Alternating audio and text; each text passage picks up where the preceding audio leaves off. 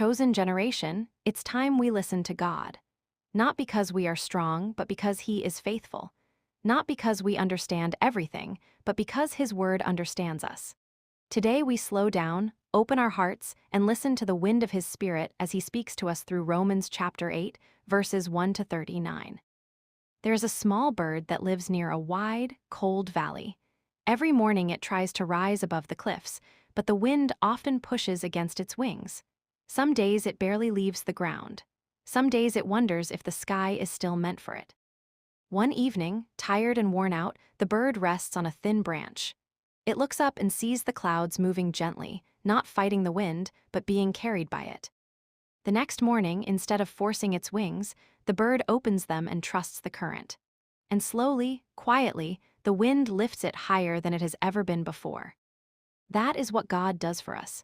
When we are tired of trying, when we feel stuck in the valley, His Spirit carries us. And as that story ends, we open the Word together. Romans chapter 8, verses 1 to 39. Romans 8 verse 1, "There is therefore now no condemnation for those who are in Christ Jesus." This means God is not standing over us with anger and disappointment. When we belong to Jesus, shame no longer owns us. The Lord is not calling us by our mistakes. He is calling us by our name. In real life, this is waking up and knowing you are still loved, still chosen, still welcome in God's presence. Romans 8 verse 2, "For the law of the Spirit of life in Christ Jesus has made me free from the law of sin and death." This means God's Spirit breaks chains we could never break on our own. Fear, addiction, bitterness, and hopelessness do not get the final word. In real life, this is the moment you realize you do not have to stay stuck. Freedom is not just possible, it is promised.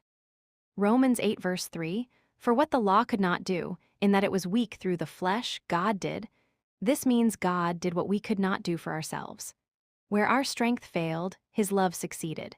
In real life, this is when we stop trying to save ourselves and start trusting the one who already carried the cross for us.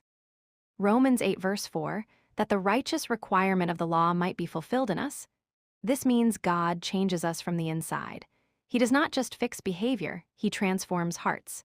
In real life, this looks like slowly becoming more loving, more patient, more gentle, because His Spirit is shaping us. Romans 8 verse 5, "For those who live according to the flesh set their minds on the things of the flesh."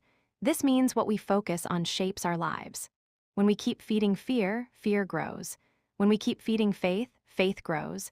In real life, this is choosing God's voice over the noise of the world.